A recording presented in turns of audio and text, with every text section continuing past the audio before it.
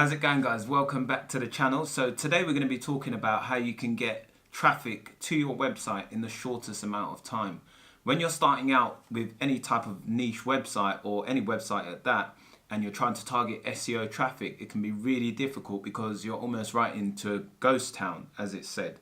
So like you might see that you're writing a lot of content, but nothing's actually happening.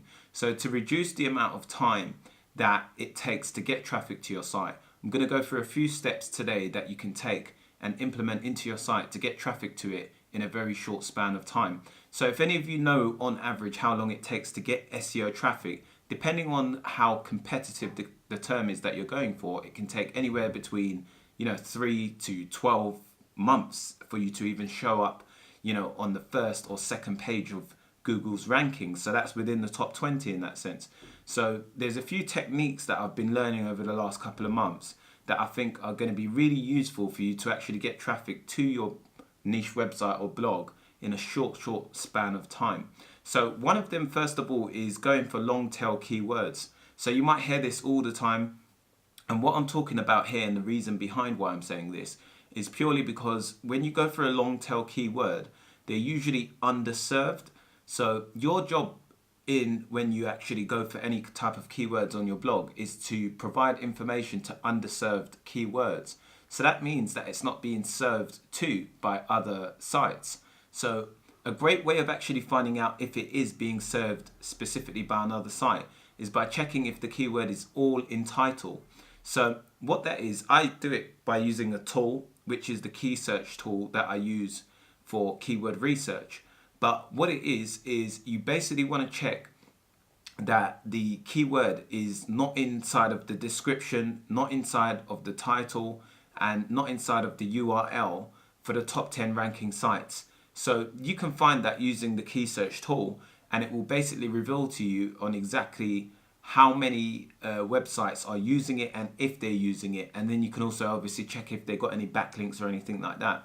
But a majority of the time, you'll find that top 10 ranking sites are not specifically targeting that keyword, but Google's job is to provide the best user experience to any query that's typed into the search engine.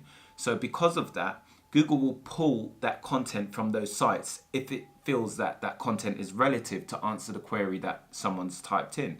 So you can basically see that as an opportunity to write content specifically for that underserved keyword, because although there might be those top 10 sites that are ranking for it, they may not be best answering that query. So it's your job to actually go in, check that it's not in any of their description, title or URL, and then you can check how well that they're actually answering the query. Now there's a lot of variables involved, because even if the site is not specifically targeting that keyword and they're very authoritative, then obviously you might still have a hard time targeting it. So you ideally want to find a keyword that's kind of with low authoritative sites, like it can be kind of low to medium, but nothing really stupid high like Wikipedia or something like that. You're going to have a hard time outranking it even if they're not specifically targeting it, because they're very authoritative, especially as a new site. Now the second thing is basically to go for underserved keywords, as I mentioned. So even if it's something that you might find in the title, just make sure that it's something that's being underserved. So that should be your main focus for anything that you write on your blog altogether anyway. But really and truly, you want to go and search those top 10 sites, actually go into the content and see if they best answer that query. Because if they're not specifically answering the query that's being placed into Google, then you can do so. And that's an opportunity for you to come in and actually show up number one. Okay, now the last thing I'm going to be talking about is going for informational type posts.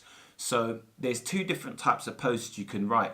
Now you can go for buyer intent content. So that's something that's kind of product focused, or talking about some type of service, or your initial objective is to get a sale from that person. So whether it's through an affiliate link or them going through to buy your own physical product or digital product or whatever, it's a buyer intent keyword. So those are the things like best this, best that, or this against that, like a comparison, or all of those type of keywords of where someone's going to be potentially buying something behind it. Now a great way or indicator to actually see that is again using the key search tool, where you can see the different metrics of exactly how much it costs per click. So you can see if it's a high cost per click, then obviously there's a lot of buyer intent around that, because advertising cost is quite high for that keyword. So that's an indication to you that there's people buying around that keyword. And usually, obviously, using your common sense and logic,